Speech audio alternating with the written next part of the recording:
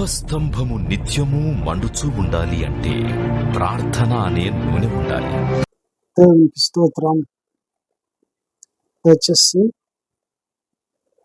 కీర్తనల గ్రంథము 89వ అధ్యాయము 3వ వచనం 4వ వచనం చదువుకుందాం. నేను ఏర్పరచుకొని వానితో నిబంధన చేసినాను, నిత్యము నీ సంతానమును స్థిరపరిచెదను, తరతరములకు నీ సింహాసనమును స్థిరపరిచెదనని చెప్పి నా సేవకుడైన దావీదుతో ప్రమాణము చేసినాను.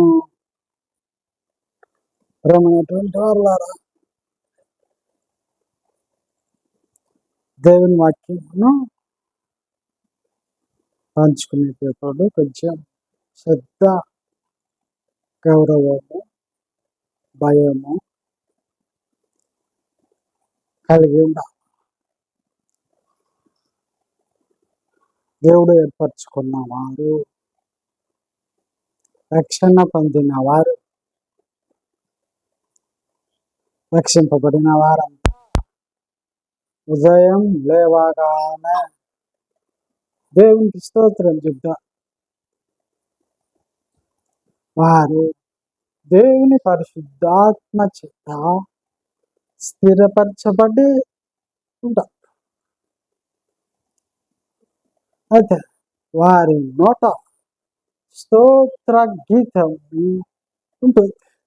కాబట్టి వారు తమ పనుల్లోనూ దేవుని స్తుతిస్తూ ఉంటారు. ఎక్కడ 2-3 మధ్య దేవుని స్తుతించడం వారికి ఇష్టం.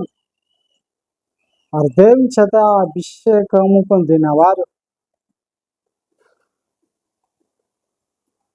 మరి కొన్ని కుటుంబాలలోనైతే సంగీత వాద్యములతో, పాటలతోనూ, తంబురతోనూ, సితారతోనూ దేవుని స్తుతిస్తూ ఉంటారు. ఈ విషయమై దేవుడు ముందుగానే లేఖనంలో చెప్పి ఉన్నాడు. నీతిమంతుల గుడారములో రక్షణ సునాదము వినపడును. పరలోకంలో కూడా దేవదూతలు నిత్యము ఆయనను స్తుతిస్తూ ఉన్నారు. రాత్రి అనక పగులనక ఆయనను స్తుతిస్తూ పరిశుద్ధుడు, పరిశుద్ధుడు, పరిశుద్ధుడు, సైన్యములకు అధిపతి యెహోవా పరిశుద్ధుడు, పరిశుద్ధుడు, పరిశుద్ధుడు అంటూ ఆయనను స్తుతిస్తూ ఉన్నారని మనం చదువుతాం. మన ఆరాధనలో కూడా దేవుని స్తుతించుడు, ఎల్లప్పుడూ దేవుని స్తుతించుడు అనే పాట పాడుకుంటూ ఉంటాం. దేవుడు తన భక్తుల మధ్య ఆయన నివాసం చేస్తాడు. రక్షింపబడిన వారి కుటుంబంలో తప్పనిసరిగా సింహాసనం ఉంటుంది. వారు ఎప్పుడైతే స్తుతించుటకు కూడుకుంటాడో వారి మధ్యలో ఆయన సింహాసనాసీనుడై వారితో కలిసి ఉంటారు. ఆ ప్రకారమే తన సేవకులు తనను స్తుతించి విశ్వాసుల వాళ్ళ హృదయంలో కూడా దేవుని సింహాసనం ఉంది. ఆ సింహాసనంపై ఆయన ఆసీనుడై ఉంటాడు. కాబట్టి వారు ఎల్లప్పుడూ దేవుని స్తుతించడం తప్పదు. మరి ఇలాంటి స్తోత్ర గీతము మనము కూడా దేవునికి ఎల్లప్పుడూ వినిపించడం నేర్చుకో. ఈ విషయంలో జ్ఞానము పొందాలి. జ్ఞానము కొదువైనప్పుడు అతడు దేవుని స్తుతించాలి. దేవుణ్ణి అడిగి జ్ఞానము సంపాదించుకో. దేవుణ్ణి ఏ విధంగా స్తుతించాలో ఆ స్థితి నేర్చుకో. అప్పుడు ఆయన మనకు జ్ఞానం దయచేస్తాడు. ఆయన ఇచ్చిన జ్ఞానం మనం ఆయన స్థితించడం మంచి ఫలిత వస్తాయి. ఇందుకు దావీదు భక్తుడు మనకు ఒక దృష్టాంతం. దావీదు కూడా బాలుడుగా ఉన్నప్పుడే తన చిన్న మందను అడవిలో మేపుకుంటూ ఒక పక్క దేవుణ్ణి తంతి వాద్యములతో స్తుతిస్తూ ఉన్నాడని లేఖనం మనకు చెబుతుంది. దేవునికి స్తోత్రం. ఆ ప్రకారమే దావీదు సమూయేలు కూడా బాలుడుగా ఉన్నప్పుడే అభిషేకము నొందినవాడు. దేవుని స్తుతించుచు దేవుని స్వరము వినగలిగా. అలాగే సొలొమోను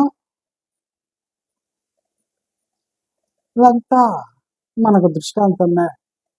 అయితే మనం ఈ సందర్భంగా నేర్చుకోవాల్సిన పాఠం దావీదు కీర్తన 89వ అధ్యాయము 3వ వచనం మాత్రమే చూసుకుంటే, నేను ఏర్పరచుకొని వానితో నిబంధన చేసినాను. దేవునికి స్తోత్రం. దేవుడు ఏర్పరచుకున్న వారితో నిబంధన చేసి స్థిరపరిచి ఆ భక్తుల్లో దేవుని వాక్యంతో స్థిరపరచబడ్డారు. కాబట్టి వారి నోట ప్రవచన గీతం ఉంది, ప్రవచన సందేశం ఉంది. ఇదంతా విశ్వాసులకు బలమైన సందేశం. కాబట్టి దేవుడు ఏర్పరచుకున్న వారంటే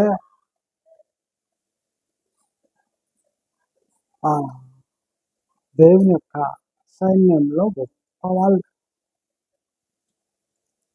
మనకు యుద్ధము నేర్పేది వారు. యుద్ధములో వారి పాఠాలు మనకు విజయం దొరుకుతుంది. వారి విశ్వాసమును మనం వెంబడించాల్సి ఉంది. వారి భక్తిని చూసి మనం కూడా విశ్వాసంతో బలపడుతూ ముందుకు సాగాలి. అదే సత్యం. దేవునికి స్తోత్రం. వాక్యం విన్నవారు దేవుడు దీవించుగాక. ప్రార్థన చేసుకున్నా. కృపా కనికరం గల ఆకాశం తండ్రి, కృతజ్ఞతాస్తుతులు చెల్లించుచున్నా. సాయంకాలం వేళ మేమందరం కూడి ఈ వాక్యం పంచుకొని నా వాక్యం అంశమేమన్నాక దావీదు దేవుని స్తుతించాడు. దేవుడు ఏర్పరచుకున్న వారికి దేవుడు నిబంధన స్థిరపరిచినాడని పంచుకున్నాం. అయితే ఈ వాక్యం విన్న వారు వాక్య ప్రకారం నిరంతరం దేవుడు స్థుతించుచు ఉండులాగా కృప చూపుము. నజరేయుడు యేసు క్రీస్తు నామమున ప్రార్థించుచున్నాను తండ్రి. ఆమేన్. యేసు క్రీస్తు కృప కలుగును గాక. ఆమేన్.